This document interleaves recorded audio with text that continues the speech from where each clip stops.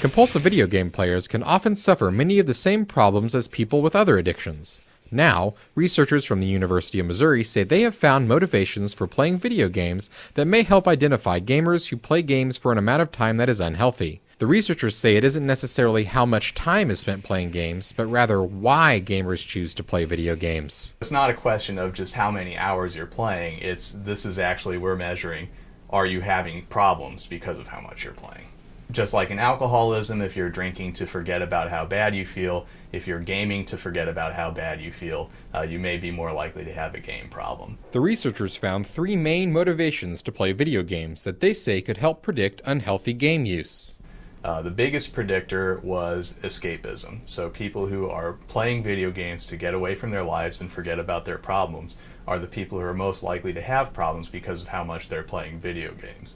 So it seems to suggest that there's this sort of vicious cycle where I'm playing video games to get away from my problems, and because of that, my problems are getting worse and worse. The second risk factor that we found was social interaction. So people who are playing video games to make friends or maintain friendships are also more likely to have a video game problem. To me, it suggests a sort of social obligation to play a video game.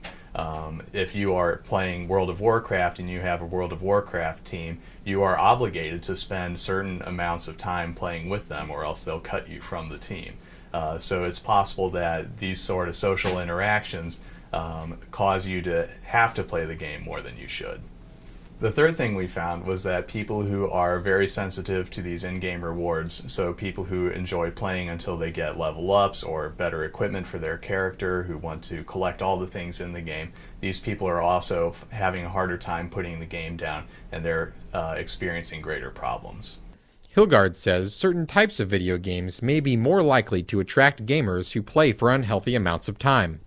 Massively multiplayer online RPGs like World of Warcraft may represent sort of a triple threat because they have all 3 of these risk factors that we found. You can play with other players, you can work towards earning better equipment and levels for your character all the time, and you can escape into this enormous fantasy world where you can forget about your problems. So these sort of games may represent all 3 of these problems at once.